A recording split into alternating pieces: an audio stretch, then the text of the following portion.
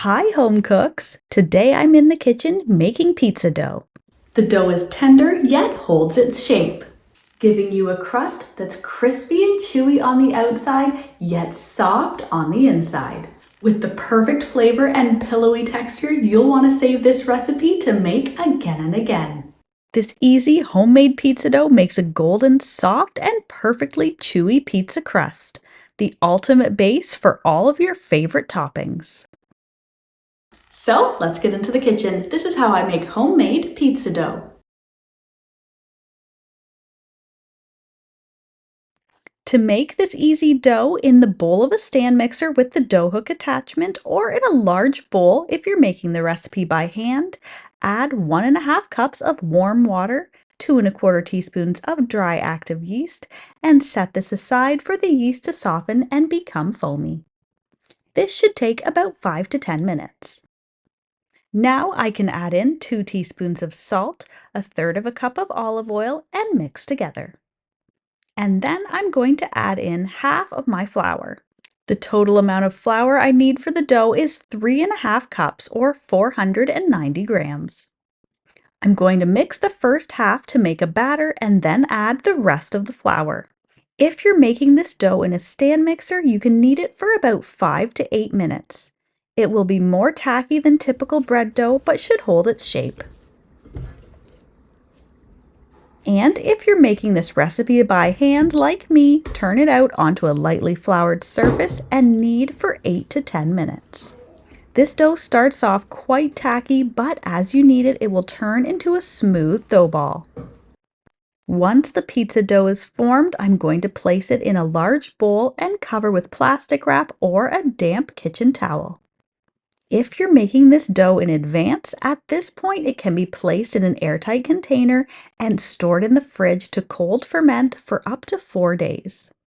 However, cold dough is much harder to shape and form into a flat round pizza. So if you've made the dough in advance and it's stored in the fridge, make sure to pull it out 1 hour before you want to use it to let it come back up to room temperature. But if you're just making this dough for dinner tonight, you can cover it and let it rise in a warm spot for 1 hour. After that, the dough's ready to use to make your favorite pizza.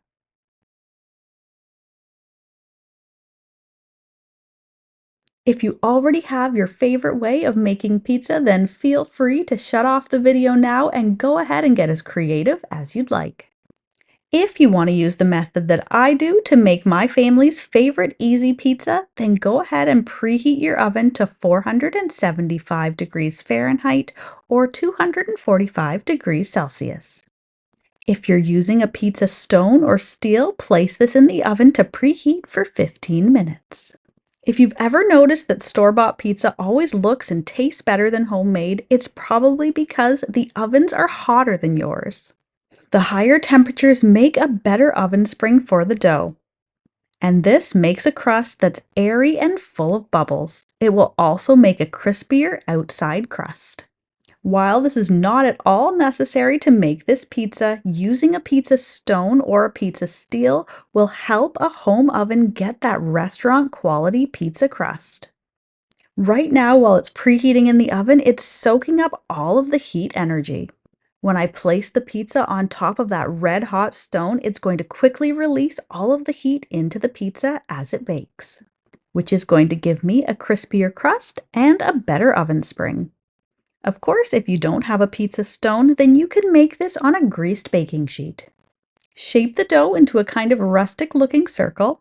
No need to break out the rolling pin for this dough. Your hands are the best way to gently stretch and form the dough. Then cover the pizza with your favorite toppings. If you're using a pizza stone like me, then I'm just going to grease it slightly before moving my pizza to cook on top.